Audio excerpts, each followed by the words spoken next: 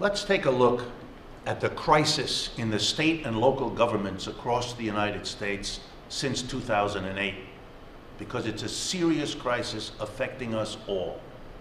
Here's the problem. Because of the collapse of our economy, because of the soaring number of unemployed people and foreclosed homes and poor wages and lost benefits, what is happening to every state and every city in America is that it is suffering a drop in its tax revenue. Unemployed people don't earn money to pay taxes on. Unemployed families do not spend the money they're not earning, and therefore they pay fewer sales taxes and so on. So everywhere state and local governments are facing reduced resources. They are not allowed by the United States law to borrow money for the regular activities of states and cities. So they're faced with a real crisis when their tax revenues go down, which happens when the capitalist system hits this kind of crisis. Now here's an irony to think about.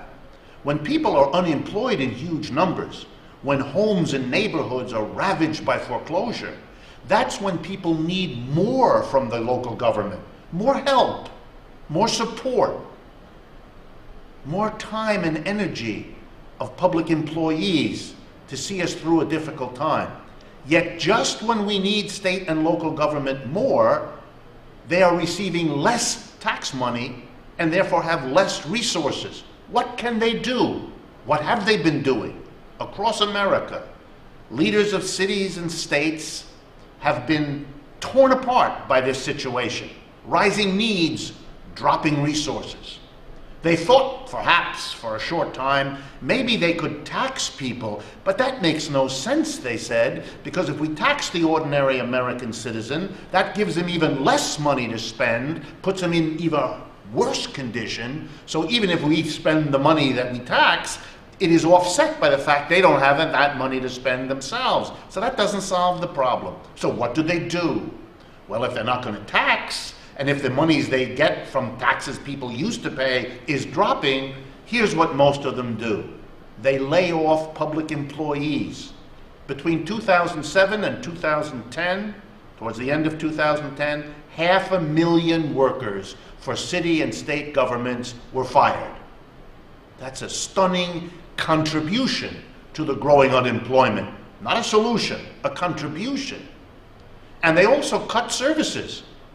Of course, if you lay off all these people, those are that many services they can no longer provide.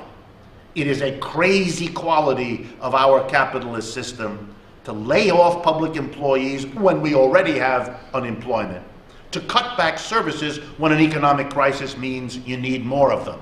You need more teachers in schools where kids are upset because their families are unemployed. You need more mental health counseling because it's hard for people to go through unemployment, especially when it lasts as long as this one does. More needs, less resources. What in the world could be done to correct a system that works so badly? Here are two suggestions. One, across this country, we have a strange phenomenon. We have very wealthy, private, elite universities.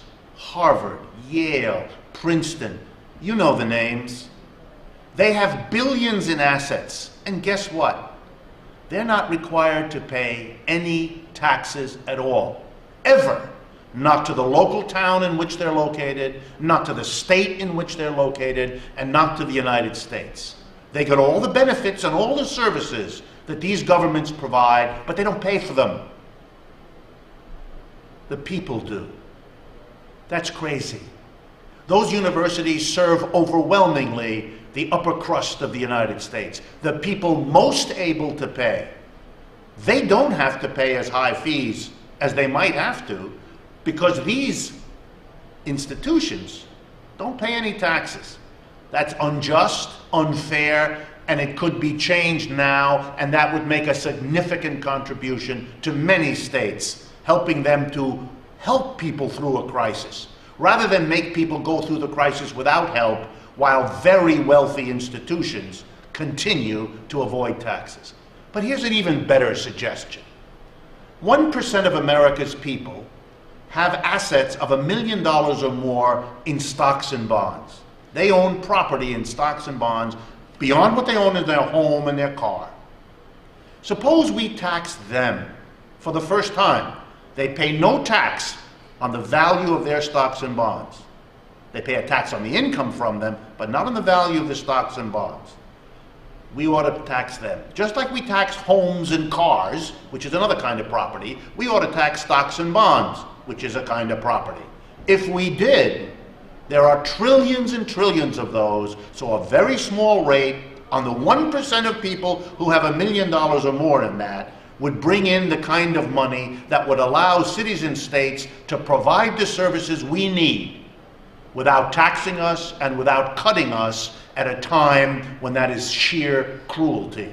The crisis of our cities and states, which affects us all, could be overcome if we had the national courage to tax those who have escaped their fair share for far too long as it is.